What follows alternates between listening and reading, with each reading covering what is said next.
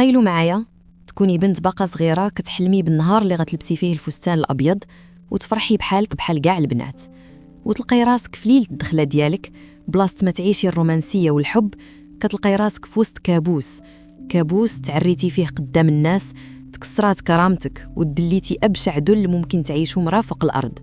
والأخطر من هاد الشي كامل أن والديك اللي من لحمك ودمك كانوا عارفين وباعوك. السلام عليكم، أنا سميتي جيهان. اليوم قررت نخرج من السكات ديالي ونعاود لكم قصتي، قصة اللي يمكن غتجيكم بحال شي فيلم خيال ولا شي كابوس من العصور الوسطى، ولكن للأسف هذا واقع عشتو بكل تفاصيله وكنعيشو حتى لهاد اللحظة. عافاكم قبل ما نبدا ديروا لايك، اشتركوا في القناة وحلوا ودنيكم وقلوبكم لداكشي اللي غنقول لكم، حيت هادشي اللي عشت ما نتمناه لتا شي وحده فيكم. كبرت في واحد العائلة مغربية فقيرة في حي شعبي من الأحياء اللي كتشم فيهم ريحة الفقر في كاع الزناقي. الوالد ديالي كان خدام على قد الحال، نهار كاين ونهار ما كاينش، والوالدة ديما كتشكى من الزمان ومن قلة الشي. كنا عايشين في دار صغيرة ديما فيها الصداع على المصروف، وديما كنسمع نفس الهضرة، خاصنا نخرجوا من هاد الميزيرية. كنت بنت زوينة بشهادة الجيران والناس الدرب، كبرت وأنا كنسمع باللي الجمال ديالي هو راس مالي.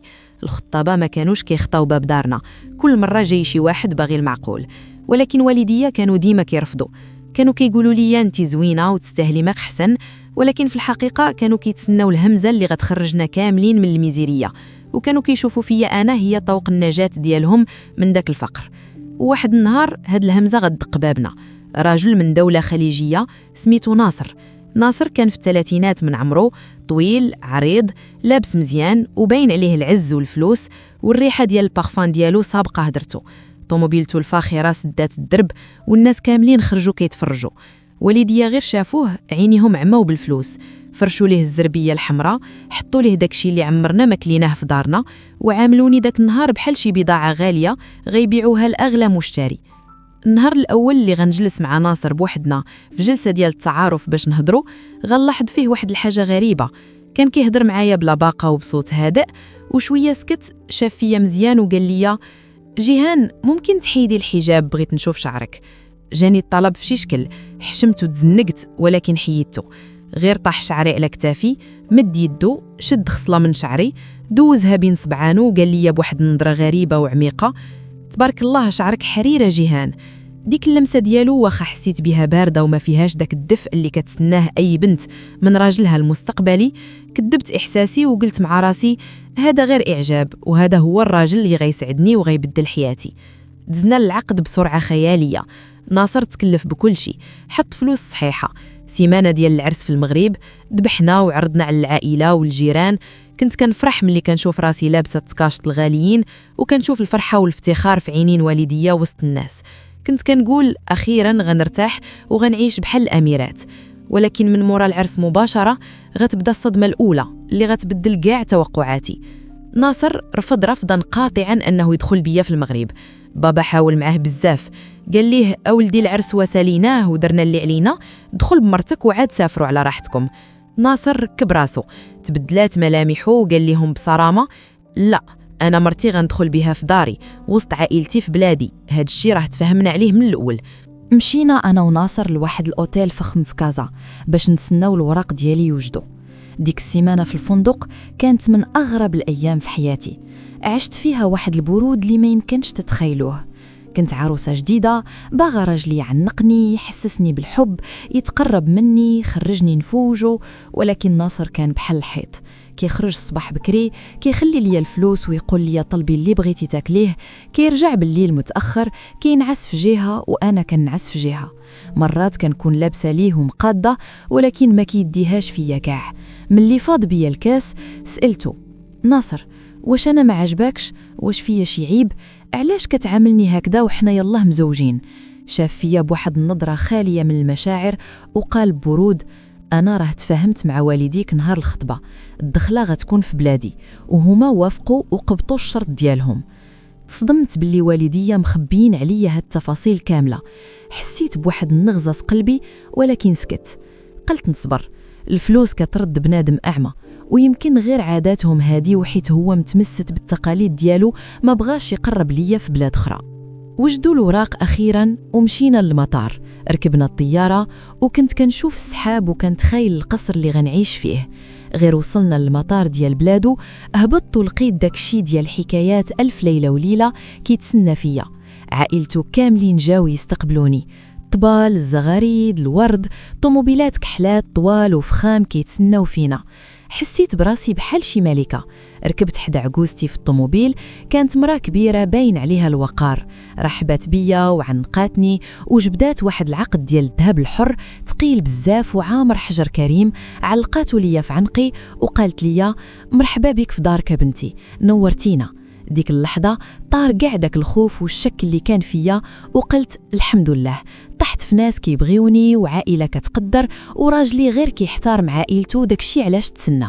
وصلنا للقصر ديالهم، قصر ما يمكنش نوصف لكم الفخامة ديالو، الزرابي، التريات، الخدم كيتحركوا في كل بلاصة.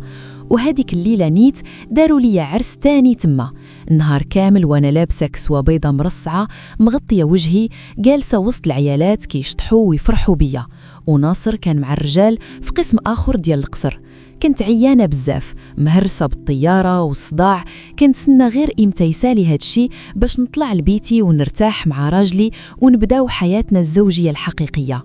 سال العرس في الليل المتأخر، دخل ناصر لجهة العيالات، قرب ليا، حيد ليا الغطاء من على وجهي، هزني بين يديه وسط الزغاريد وطلع بيا في الدروج البيت النعاس. الدقات ديال قلبي كانوا غيخلجوا من بلايصهم، خوف وفرحة وتوتر ديال أي عروسة. حطني فوق السرير اللي كان عامر بالورد ومزين بطريقة خيالية.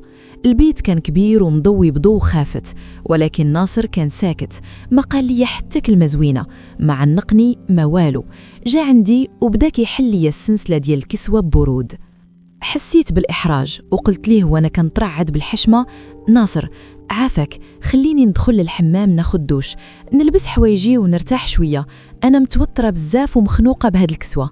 ابتسم لي ديك الابتسامة الباردة ديالو وقال سيري خذي راحتك على خاطرك. دخلت للحمام وقفت قدام المراية كنهدن في أنفاسي، دوشت، غسلت شعري، درت البارفان ديالي ولبست واحد الديزابيي أبيض شفاف. كنت كنقاد في حالة ديالي وكنت سنة الليلة اللي كتحلم بها أي بنت مع راجلها. حطيت يدي على الباب، حليته، ويا ريتني ما حليتو داك الباب، يا ريتني مت في داك الحمام وما شفتش داكشي اللي شفت. البيت ما كانش فيه غير ناصر، البيت كانوا فيه 7 ديال العيالات، عجوزتي، جداتو، خالتو، وعيالات كبار د العائلة اللي كنعرفهم واللي ما كنعرفهمش، جالسين في البيت كيتسناو وكيشوفوا فيا. تسمرت في بلاصتي، لحمي تبورش عليا بحال يلاه ضربت بالضو، الماء نزل ليا في الركابي وما بقيتش قادره نوقف على رجليا. جريت الديزابيي ديالي كنلوي فيه راسي وصدري حيت كان كيبين لحمي، وبديت كنرجع اللور لجهة الحمام.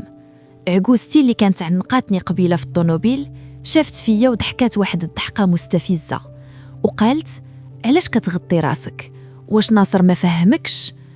بصوت كيتقطع وكيرجف قلت ليها يفهمني شنو؟ واش نتوما شنو كديروا في بيتي في هذا الوقت؟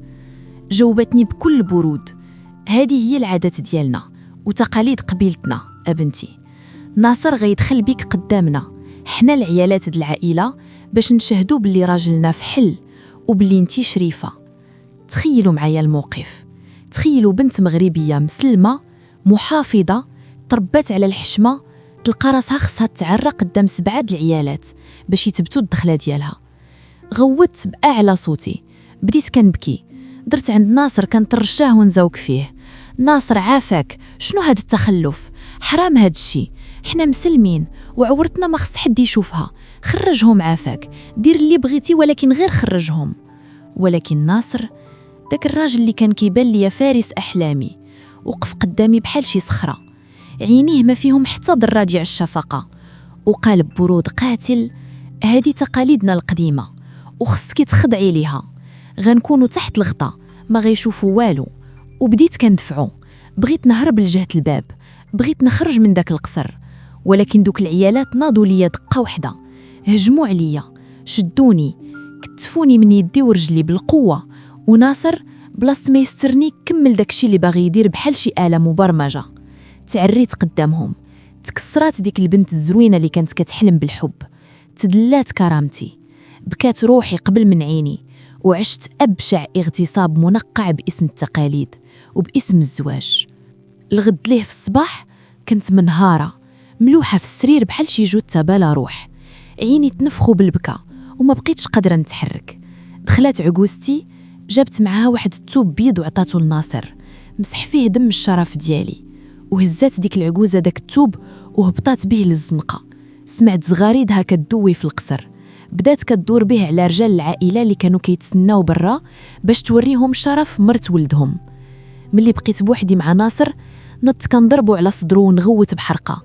علاش درتو ليا هكذا؟ علاش تزوجتيني انا بالضبط؟ هنا غيبرد ليا الماء في ركابي بالمعقول، وغيعطيني الضربة القاضية. ناصر غيعاود ليا السر اللي دمر حياتي وخلاني نفهم كل شيء. ناصر كان مزوج من قبل بواحد البنت من قبيلته، بنت عمو. ديك البنت ما كانش كتولد، وملي طلقها ناضت شوهات سمحتو في القبيلة كاملة، وقالت لهم باللي ناصر ماشي راجل وباللي العيب منه. العائلة باش يغسلوا العار ويثبتوا رجولته قدام الناس كان خصهم يزوجوه في أقرب وقت ويديروا هذا الطقس ديال الدخلة قدام العيالات. ولكن حتى بنت في بلادو ما رضات تقبل بهذا الشرط المهين تدخل قدام عائلته. داكشي علاش قلبوا على بنت من دولة أخرى، بنت بعيدة، بنت فقيرة، بنت لي والديها كيعبدوا الفلوس وغيبيعوها بلا ما يسولوا. قال لي ناصر ببرود وهو كيشوف في عيوني: والديك كانوا عارفين بلي غندخل بيك قدام العائلة، ووافقوا وقبطوا الثمن غالي نهار الخطبة. داكشي علاش أنا تشرت عليهم الدخلة تكون في بلادي. حسيت بدنيا كدور بيا، والديا لحمي ودمي باعوني، باعوا شرفي وكرامتي باش يبنيو الدار ويشريو الطوموبيلات ويرتاحوا من الفقر. ناصر باش يسكتني ويمسح لي دموعي حط لي شيك مفتوح، جاب لي الذهب، سوارد، طوموبيلتي، وقال لي شري لي بغيتي. هاد الطقس راه داز وما عمر حد غيهز عينو فيك من بعد اليوم، انتي دابا هي مولات الدار. لقيت راسي في مفترق الطرق، نطلب الطلاق ونرجع للمغرب، الميزيريا ووالديا اللي باعوني، والمجتمع اللي غيقول عليا مطلقه وانا باقا صغيره. فين غنمشي ولمن غنشكي؟ اختاريت نسكت، بلعت كرامتي، مسحت دموعي وبقيت. بعد شهرين درت التحليله وطلعت حامله. القصر كله فرح، العائله كامله ولات كتحترم ليا، الفلوس كتمشي لوالديا كل شهر وهما فرحانين ومفتخرين بيا وسط الجيران. ملي ولدت جبت 2 ولاد توام ذكور، وليت انا هي اللاله ديال القصر، كلمتي هي الاولى والاخيره. ناصر ولا كيعاملني بحال شي ملكه، كناكل في مواعن الذهب، كنسافر وكنلبس اغلى الماركات اللي كاينين في الدنيا. ولكن كل ليله ملي كيظلم الحال وكنحط راسي على المخده كيرجع ليا داك الشريط. كنشوف راسي معريه ومكتفه قدام دوك العيالات، كنشوف النظرات ديالهم فيا، وكنشوف شرفي كيدوروا به في الزنقه، وكنتذكر والديا اللي باعوني بدم باعد. كرامتي تشرات بالفلوس، والجرح اللي في قلبي ما عمر شي مال في الدنيا غادي يداويه. انا عايشه في جنه ديال الذهب، ولكن روحي محبوسه في جهنم ديال الذكريات. هذه هي قصتي. يمكن بزاف منكم غيسبوني حيت بقيت معاه ورضيت بالدل على قبل المال، ويمكن البعض غيعذرني حيت ما لقيتش البديل. بغيت نسولكم كاع اللي كيتفرج فيا دابا، كنتو في بلاصتي، واش كنتو غترجعوا للفقر بكرامتكم عند والدين هضروكم، ولا كنتو غترضاو بالامر الواقع وتعيشوا في العز وتامنوا مستقبلكم؟ جاوبوني في التعاليق حيت كنقراهم كاملين وكنتسنى نسمع رايكم. ما تنسوش اللايك والبارطاج باش الناس تعرف باللي الفلوس ماشي هي كل شيء.